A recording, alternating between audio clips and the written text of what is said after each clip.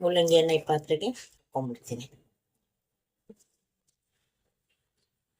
ಇದಕ್ಕೆ ಮೊಸರು ಹಾಕಿ ಒಂದು ಹಸಿಮೆಣಸು ಹಾಕಿ ಒಂದು ಒಗ್ಗರಣೆಯನ್ನು ಕೊಟ್ಟರೆ ನಮ್ಮ ಮೂಲಂಗಿ ಮೊಸರು ಬಜ್ಜಿ ರೆಡಿ ಆಗುತ್ತೆ.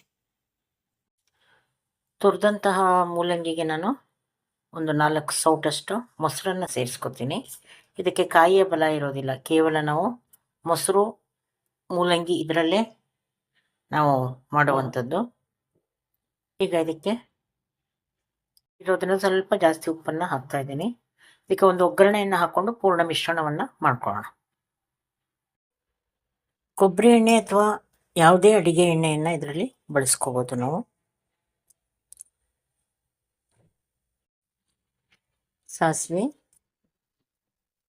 ಒಂದು ಚೂರು ಜೀರಿಗೆ ಎರಡನ್ನು ಹಾಕ್ತಾ ಇದ್ದೀನಿ.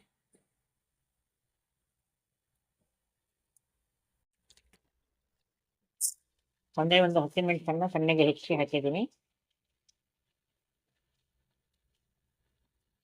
ಒಣಮೆಣಸು ಹಾಗೂ ಕರಿಬೇವಿನ ಸೊಪ್ಪನ್ನು ಬೇಯಿಸ್ಕೊತಾ ಇದ್ದೀನಿ.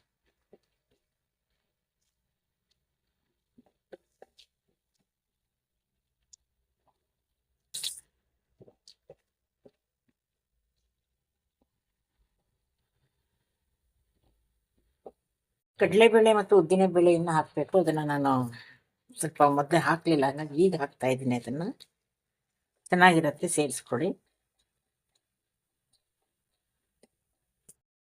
ಈಗ ನಾವು ಅಲ್ಲೇ ಒಗ್ಗರಣೆಗೆ ಹಾಕ್ಕೊಂಡಂತಹ ಇದನ್ನು ಎತ್ತಿಟ್ಕೊಂಡಿದ್ದೆ, ಅದನ್ನು ಸೇರಿಸ್ತಾ ಇದ್ದೀನಿ ಇದರೊಳಗಡೆ.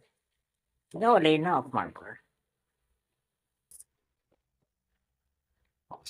ಇದನ್ನು ತೆಗೆದು ನಾವು ನಮ್ಮ ಮೊಸರಿಗೆ ಸೇರಿಸ್ಕೊಳ್ಳೋಣ.